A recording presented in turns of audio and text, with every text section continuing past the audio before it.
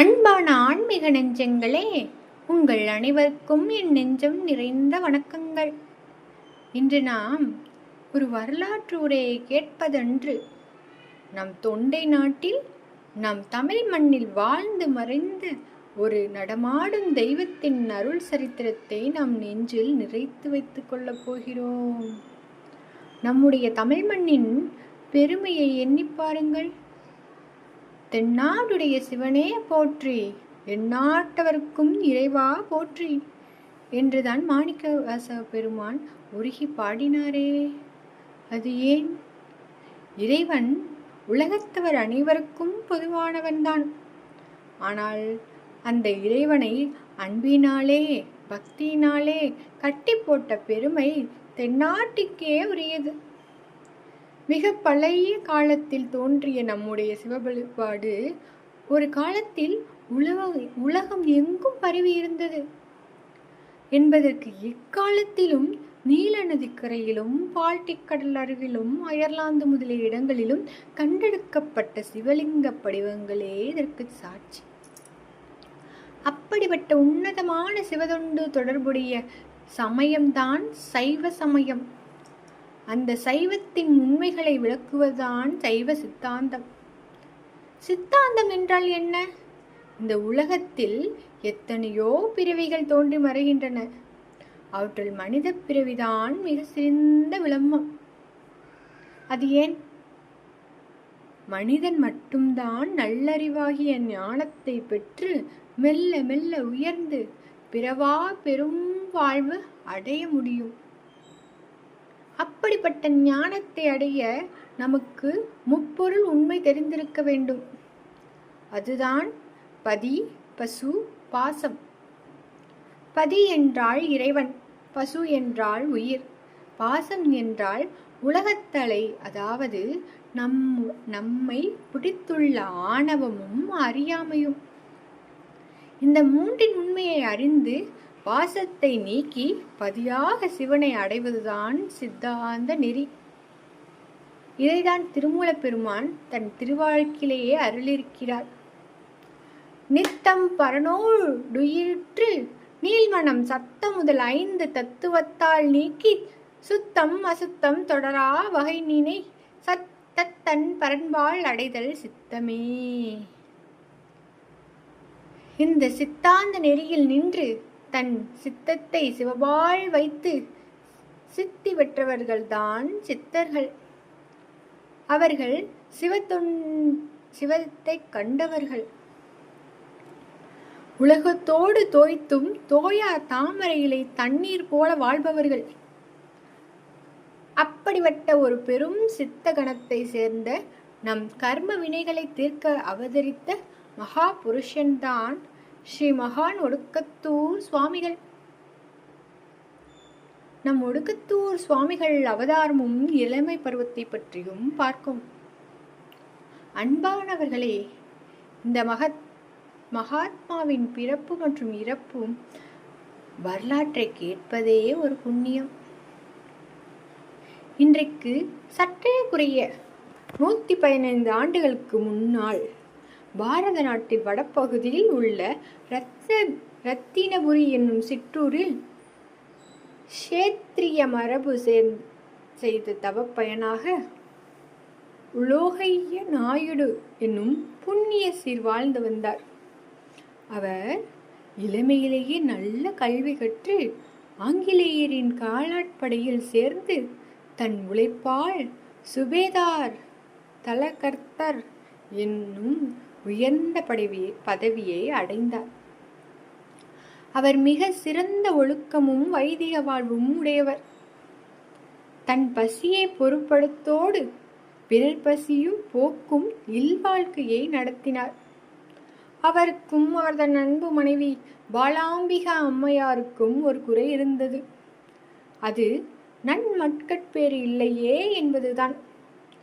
அதற்காக பல விரதங்கள் இருந்து அறங்கள் செய்து இறைவன் அருளால் ஒரு ஆண்மகனை ஈன்றெடுத்தார்கள்.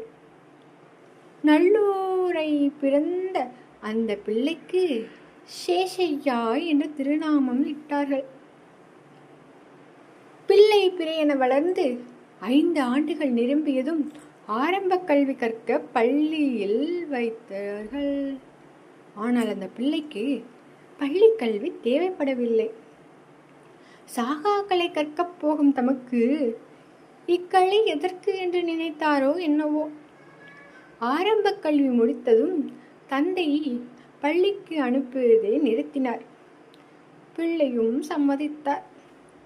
தந்தை மகனுக்கு ஒரு உத்தியோகசாலையில் சிறிய வேலையும் தேடிக் கொடுத்தார். சேஷியா தந்தையின் விருப்பப்படி சின்னாள் பணியாற்றினார். ஆனால் வேலை முடிந்ததும் அவர் நேரே வீடு திரும்புவதில்லை. தனி இடத்தே தியானம் அமர்ந்து விடுவார். மாலை நேரங்களில் நெடும் பொழுது கழித்து வீடு திரும்புவார். கருவிலே திருவுடைய அந்த ஞான குழந்தைக்கு உலக வாழ்வில் சேறு பிடிக்கவில்லை.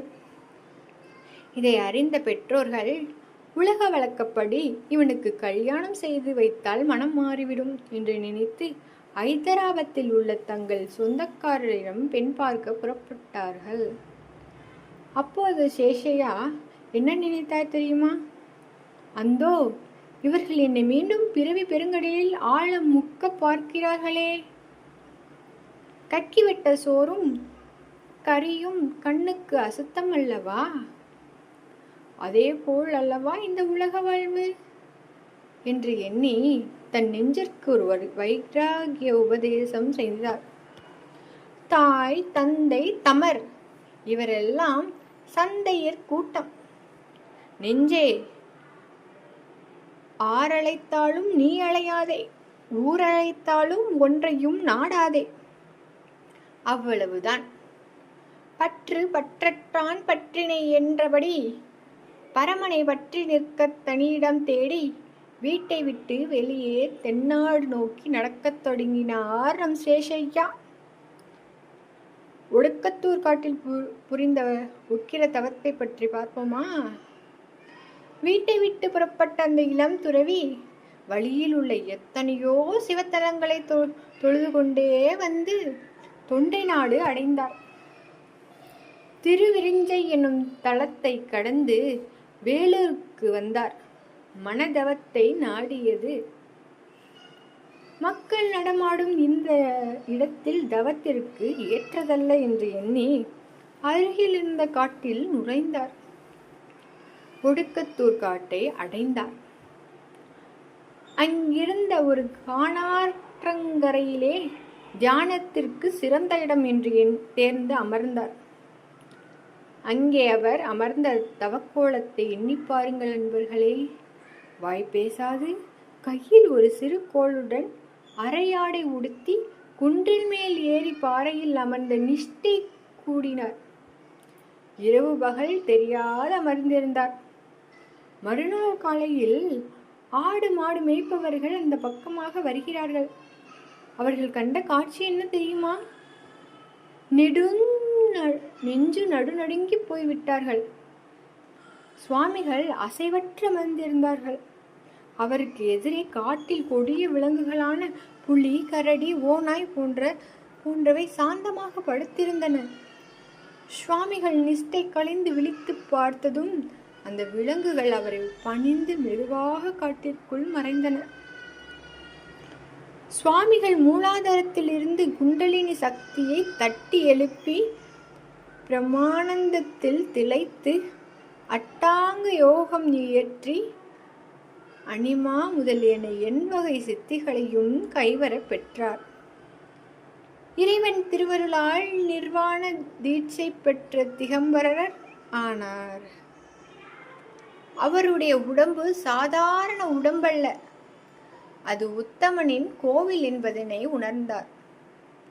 தாகத்திற்கு புனல் பருக ஆற்றுக்கு சென்றவர் அங்கேயே நிஷ்டை கூடிவிடும். திடீரென்று ஆற்றில் வெள்ளம் பெருகி வரும். ஆனால் சுவாமிகள் எழமாட்டார்கள். வெள்ளம் அவர் மேல் பாய்ந்து மணல் மூடிவிடும். உணவு இல்லை, உடை இல்லை, குளிரும் அவருக்கு தெரிவதே இல்லை.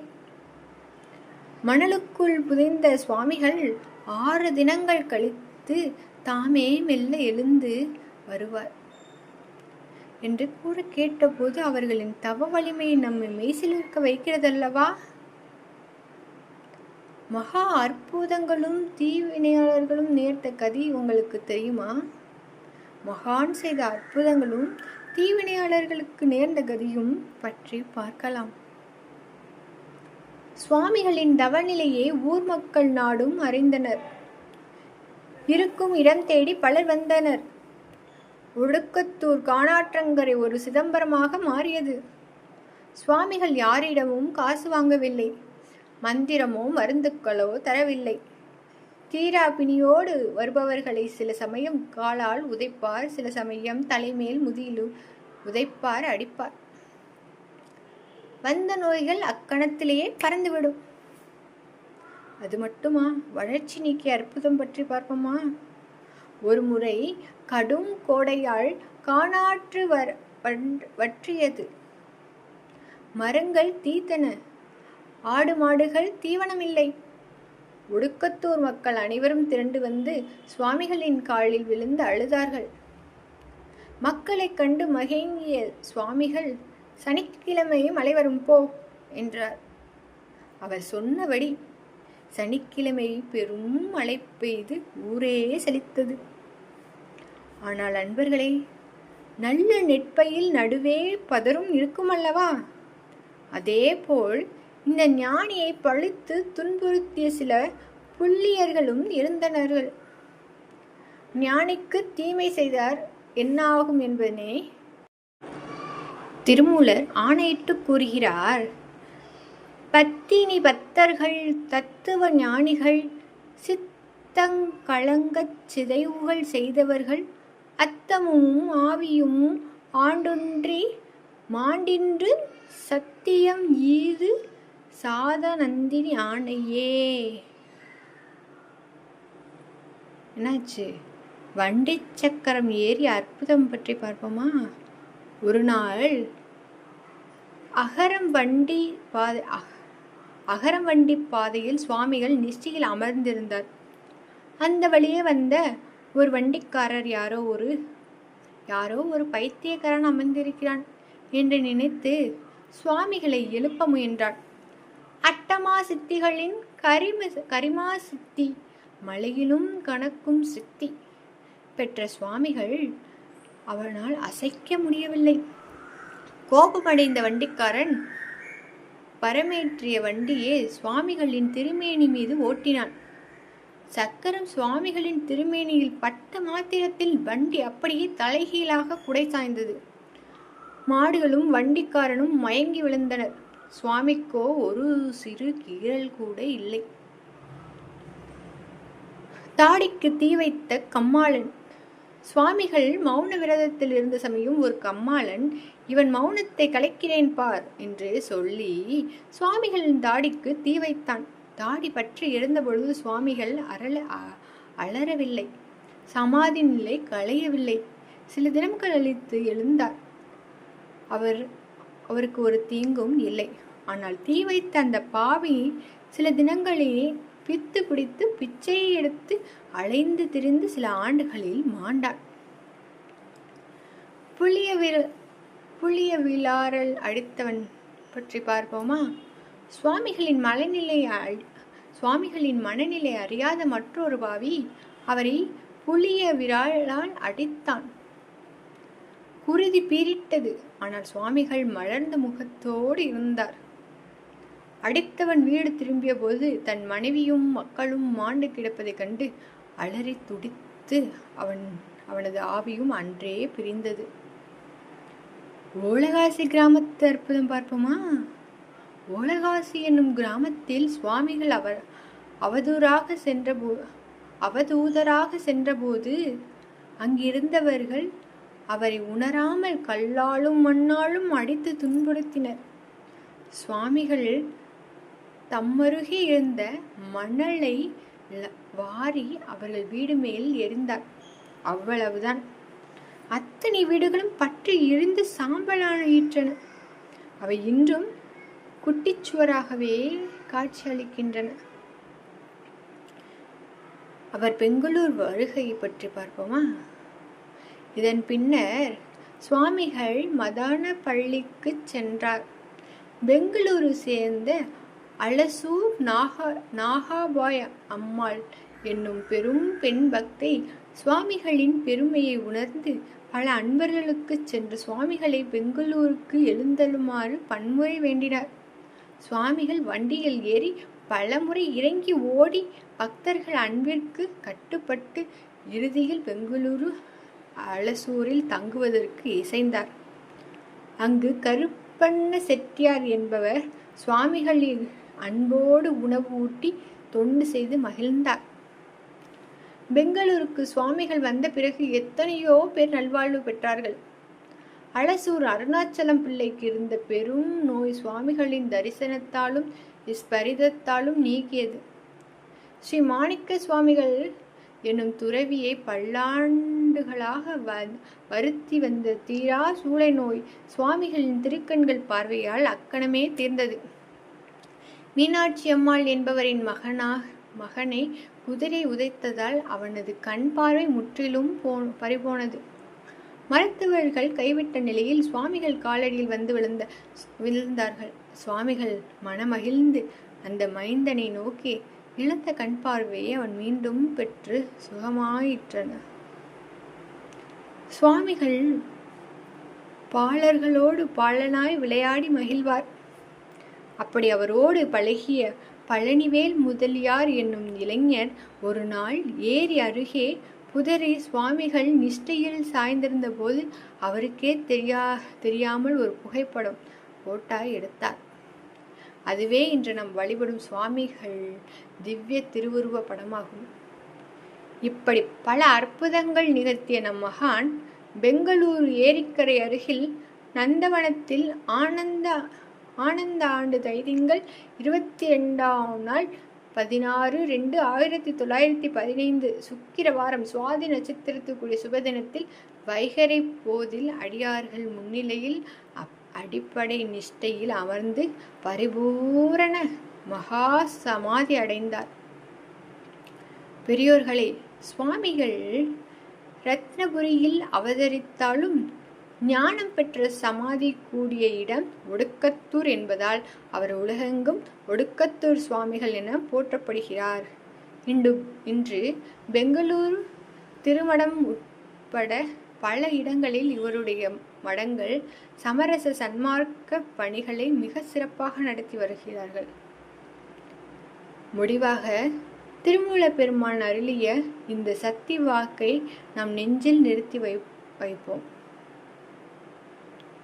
எய்தி வழிப்படில் எய்தினவில்லை, எய்தி வழிப்படில் இந்திரன் செல்வமும், எய்தி வழிப்படில் என் சித்தி உண்டாகும், எய்தி வழிப்படில் எய்திடும் முத்தியே. எய்தி வழிபட்டில் எய்தினவில்லை, எய்தி வழிபடில் இந்திரன் செல்வமும், எய்தி வழிபடில் என் சித்தி உண்டாகும், எய்தி வழிபடில் எய்திடு முத்தியே. அத்தகைய மகா சித்தராக ஒடுக்கத்தூர் சுவாமிகள் திருக்கோவிலும் அவரின் பொன்னான திருவடிகளும் நம் மனதில் நிலைத்து வழிபட்டேன் நம் வாழ்வில் உள்ள எல்லா துன்பங்களையும் இடர்பாடுகளையும் நீக்கி இதற்காக பேரின்பம் எய்திட நீடொழி வாழ்வோம் என்பதனை திண்மம். வாய்ப்பளித்த அனைத்து நெஞ்சங்களுக்கும் நன்றி கூறி விடைபெறுகிறேன். நன்றி. திருச்சிற்றம்பலம். நன்றி. வணக்கம்.